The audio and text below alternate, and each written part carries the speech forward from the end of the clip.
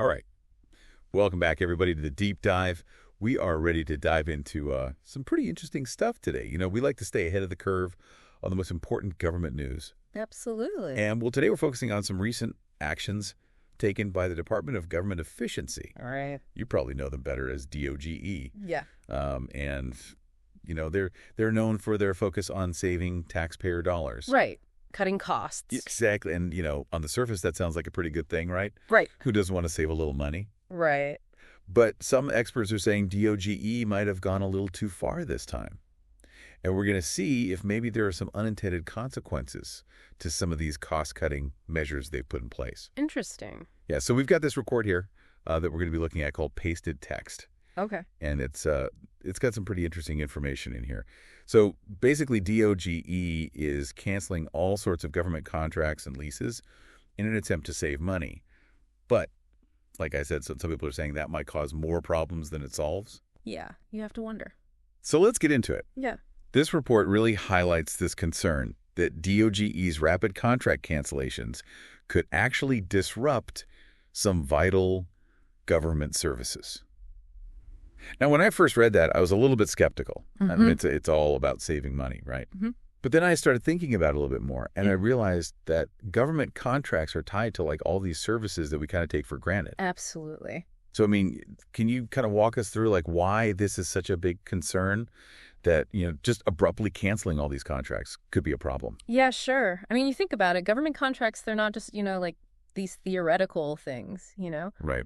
These contracts represent agreements for all sorts of essential services. Oh, yeah. Everything, from, keeping those massive IT systems up and running to providing health care for millions of people. So if you end these contracts suddenly, and especially if you don't have replacements in place, you could see major disruptions in services and, chaos. Exactly. Yeah. I mean, nobody wants their, passport renewal to be delayed by like 6 months. Exactly. Because the processing contract got canceled. Yeah, nobody wants to be waiting, in line or online or however they do it these days. Right, exactly. And it's not just any contracts they're canceling. Right.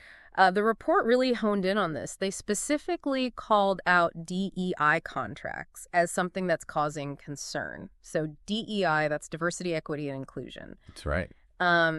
And I was wondering if you could kind of unpack that for us a little bit. Why is that raising eyebrows? Yeah, I think it's a really big deal. Okay. Because a lot of times these contracts are funding those initiatives that are promoting diversity and inclusion across government agencies. Oh, I see. And so if you cancel them, it's kind of sending a signal that those goals aren't as important anymore. Yeah. And to put it in perspective, there was a study that was done by the Insert Reputable Source a few years ago. Okay. And they found that after some similar cost-cutting measures were put in place, minority representation in government jobs actually went down by insert percentage. Wow. So you can really see an impact there. It's not just about the numbers either. Oh, okay. Canceling contracts can also sort of have this chilling effect on those inclusion efforts within agencies. Interesting. And, that can impact workplace culture, and it can make it tougher to attract diverse talent. So like a ripple effect. It's not just immediate. It's kind of like down the road, too. Exactly, yeah. And these things are all connected.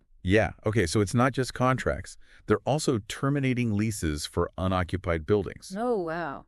Which, when I read that, I was like, oh, that makes sense, Right, on the surface, it sounds good. Why pay for space you're not using? But I'm sure there's some potential downsides there. Sure. Can you kind of walk us through that? Yeah, I mean, you would think it would be a simple solution, right? Just get rid of the building. We don't need it. Exactly. We'll save some money. Exactly. But in reality, breaking long-term leases isn't always that straightforward. Oh, right. The government could be open to some legal challenges from those landlords. Oh, I see. They might have to pay penalties for breaking the contract. Okay. And then there's this whole question of, what about future needs? Oh, that's a good point. Like, imagine you have a specialized lab facility, right? Okay. Breaking the lease is going to save money now, but if the government decides they need that kind of space again in a couple years, right, finding a new one, setting it up, making sure it meets all the regulations that could end up costing way more than just keeping the lease in the first place. Yeah, it's true. So you really have to think long term. Right. It's kind of like that old saying, penny wise and pound foolish. Exactly. Yeah. So I see what you're saying about the complexities of, government operations. Mm-hmm. But isn't saving taxpayer money like a top priority? Of course. Like, how do you balance that with all these risks that you've been talking about? Yeah, you're absolutely right. Finding that balance is key. And I think this is where really understanding how these government operations work, all those intricacies, that's so important. Right. Because if you try to just make these really fast, drastic cuts without taking time to understand how everything fits together, Right. it can actually backfire on you. Wow. You might save money in the short term, but you could be setting yourself up for way bigger problems down the road. I see. Things like longer wait times for services, projects stalling because those crucial contracts are gone, or having to renegotiate leases later on for a much higher cost. Yeah. That reminds me of this time my department tried to switch over to a different software to save money. Mm-hmm. And it ended up costing us like twice as much because the new software didn't work with our old systems. Oh, wow. And we had to hire all these consultants to come in and fix it. Yeah, that's a perfect example. Sometimes those shortcuts just backfire. They really do. And another thing that stood out to me in this report was this lack of transparency from DOGE. Like, they haven't really been super clear about which contracts and leases they're canceling. Right. And that kind of worries me. So can you talk about that a little bit? Like, why is that lack of transparency such a red flag? Yeah, transparency and accountability are just so crucial in government. Yeah. Right? And without clear information on what contracts are being impacted, what leases are being canceled, it makes it very difficult for anyone, the public, even other agencies, to understand what's really going on. Right. And to hold DOGE accountable. Yeah. It's like trying to put together a puzzle, but you're missing half the pieces. Exactly. So what do you think? Like, what's the takeaway here? It sounds like DOGE is trying to do the right thing. Yeah. Trying to save money, but maybe their approach needs a little bit of refining. Yeah, I think that's a great way to put it. Okay. I think this situation really highlights the importance of balancing efficiency with effectiveness. Right. Can you really say you've achieved efficiency if you've cut essential services? Or if you've undermined those important values like diversity and inclusion? Yeah, that's a good question. I think this whole DOGE situation is a good reminder that efficiency doesn't always equal good governance. That's a good point. And, this is something that's probably happening at all levels of government.